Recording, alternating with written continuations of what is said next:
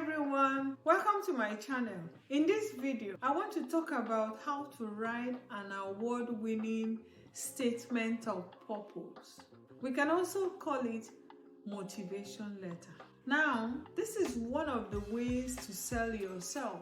Either you're writing application to school, you're writing for scholarship or for admission, or you're applying for funding, not just from school, other funding agencies. If you're targeting Canada and US, you may be writing to Empower programs that are funding, not Nigeria Empower, you know what I mean?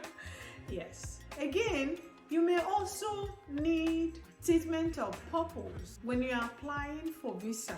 Yes, you heard me right. When you're applying for Canadian visa, there is a portion in the application submission page which you can upload statement of purpose. You can call it letter of explanation.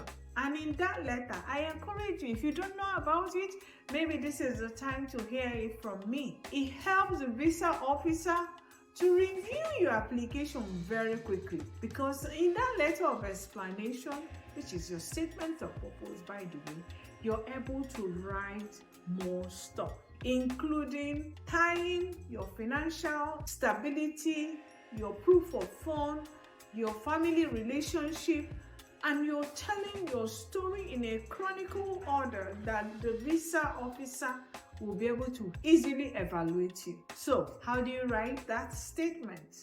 This is why we're here today. First, you start with a personalized story. Your story that is identifying with the problem you want to solve. What is that problem you have identified and you want to solve it? Personalize it. Put a human face to it, and then it will be able to draw the attention of your reader. That's one. Two, when you have identified this story, further explain yourself, who you are, what you know already, your education background, your voluntary experiences, and so on, including your soft skills, analytical skills, and so on, which will help you to solve the problem. Thirdly, you need to be able to say why you're choosing the school or the institution you're choosing. What's the attraction? There has to be a reason why you're going to Thompson Rivers University, for instance, because there are several other universities and you have to have a reason to choose that one. So, in that one, you should be talking about the professors, the academic, the wealth of knowledge you can feel in their institution. By the way, at this point, you should have been able to get acclimatized with the website of the school. You have navigated it that you can actually tell their story by yourself. And you're talking about the professors you have been able, the wealth of research going on, the school environment, the intercultural setting. For instance, in the school I attended in Canada, it's a great mix of international students from all over the world. Super! That right in that school, you meet the best from all over the world. And it was one of the reasons why I went there. So you should be able to tie up this and expatiate your story to tell them why you're interested in that school. If you're still watching me at this point, I would like you to like, share, and subscribe to my channel. In that way, YouTube is able to spread this video so that more people will be able to benefit in it.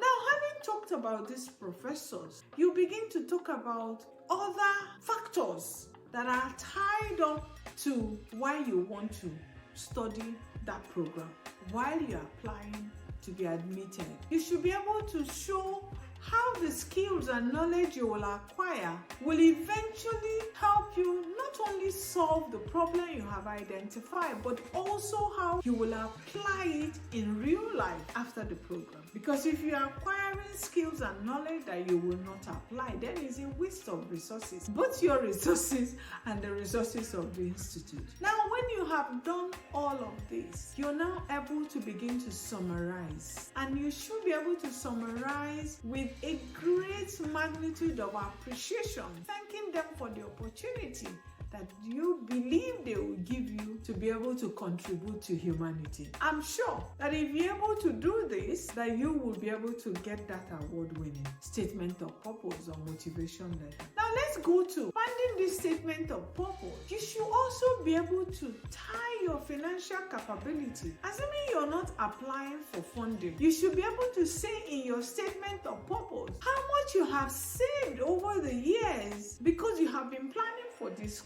study. It didn't take you unaware, so you would have saved. I saved, yes, over the years. As I was targeting to go and study in Canada, I saved. So I was able to see that I had saved this amount of money, which will pay for my school fees, for this and that, and so on. And I did not just end there. I had screenshots of this, my bank statement, as part of my application. So you should be able to show that. And when you're applying for visa, you will go beyond showing your bank statements. You will also be able to show proof of finance. You should be able to show proof of relationship because you need to have a home tie to someone in Nigeria. For instance, assuming you're from Nigeria, that you want to use as a proof of tie. It does not necessarily have to be that you're married. If you're single, your parents, your siblings, that you're proof. If you're single and you already have wealth of investment, your houses, your properties are also your proof of time. So there are other ways. If you have a thriving business or job in Nigeria or wherever country you're coming from, they are proof of your time. So you will be able to write all of this in your statement to show that you want to study, acquire knowledge from the best, and be able to go back to your country. I want to believe that you have learned one or two things from this video today. Please do like, share, and subscribe. I look forward to seeing you in my next video.